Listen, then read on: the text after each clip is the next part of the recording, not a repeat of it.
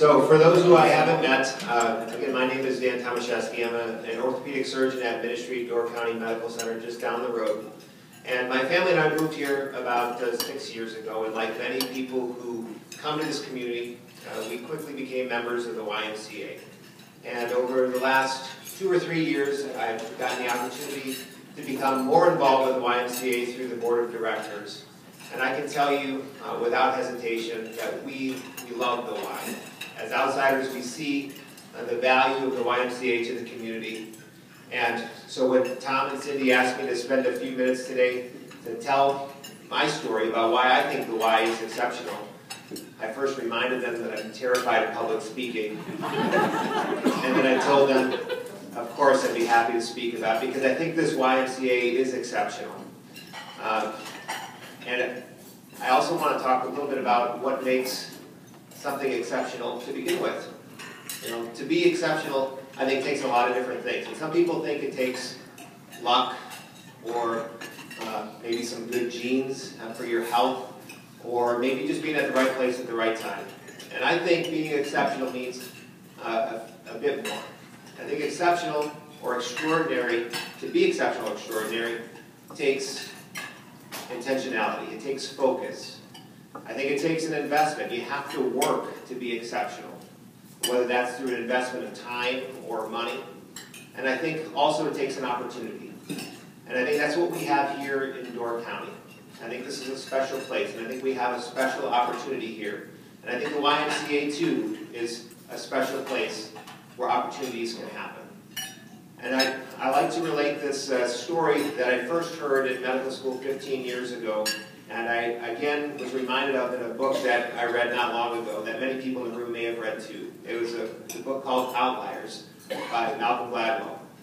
And in that book, he speaks about what separates extraordinary from ordinary.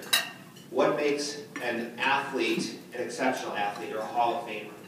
What makes a very good business a great business? What separates those people? What does that come down to? It doesn't come down to luck. Is it a winning lottery ticket? Is it making millions one day?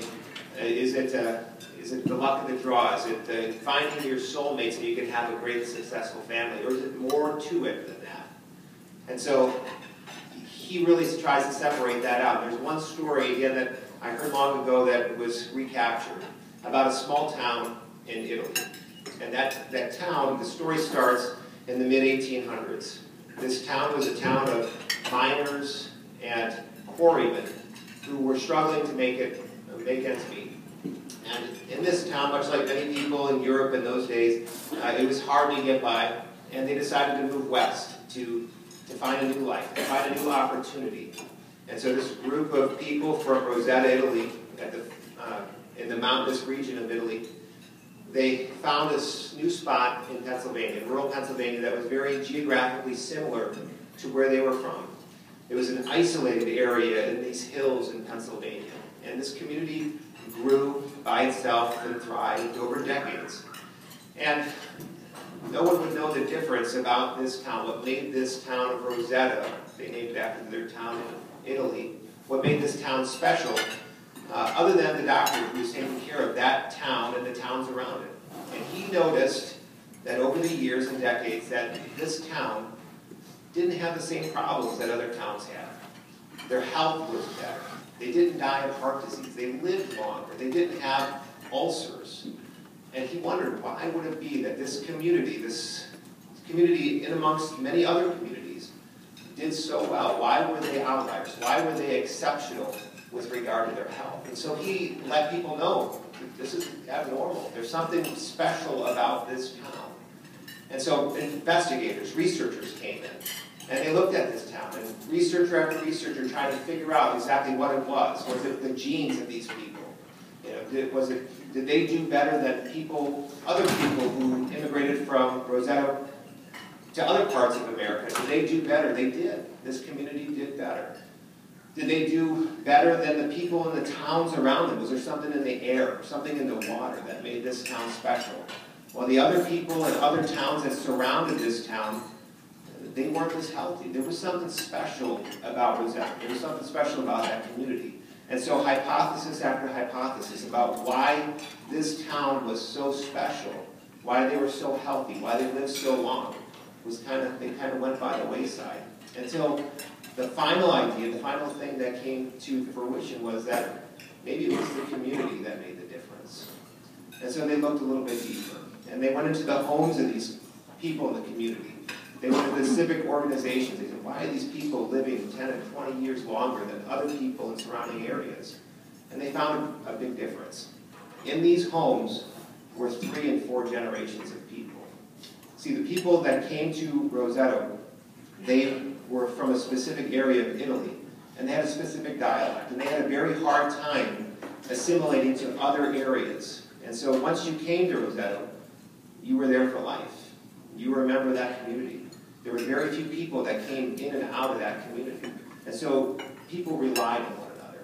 They needed one another for their businesses, for their schools. They looked at the civic organizations. A few hundred people in this town had 24 civic organizations. Church attendance was through the roof. It was nearly 100% every week. And people remained healthy. And this was despite taking on a lot of the same bad habits that other communities did in that time. As they moved to America, their diets changed. They became obese. They took up more smoking than they had. They had all the bad habits, all the things that should lead to heart disease and problems with health, but they were somehow immune to the illnesses because of the community that they lived in. And so that's what they dubbed the Roseto effect.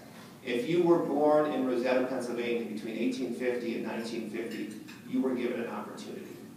An opportunity for great health, and an opportunity to live in a great community that supported one another. And I kind of think that's what we have here in York County. We're a little Roseto. We are a place that's geographically isolated. We have a great community. We have got a great group of leaders. We have an opportunity in York County. And we have an opportunity with the YMCA. And I think that's really why I'm here right now. But we have to figure out a way, I think, to seize that opportunity, to take that opportunity to the next level. Again, I think that to truly succeed, to be a success long-term, it takes those 3 things that I mentioned: intentionality and focus. It takes an investment, and it takes the opportunity. And I think that's where the YMCA comes into play for me. I think we all know the YMCA. We know it as a leader in the community for health and personal fitness. We know it as a leader in the community for civic duty through their programs, the ELL program, or Wisdom Wednesdays, or Live Strong. We know it as a business partner and an important employer in the community. But we need to take advantage of that opportunity. The YMCA presents an opportunity for our kids, for our visitors, for our business partners. And like Roseto, it's an opportunity for our health. And so that's why I think it's so important to invest in the YMCA. Now, Vince Lombardi said, the measure of who we are is what we do with what we have. And I think it's our responsibility in this town to do what we can to support the YMCA so that we can be our own little Roseto. And that's why I encourage you all to invest in the YMCA with your time, maybe with your money, and support this community so that we can move forward in that direction. And so I thank you for your time. Enjoy your breakfast.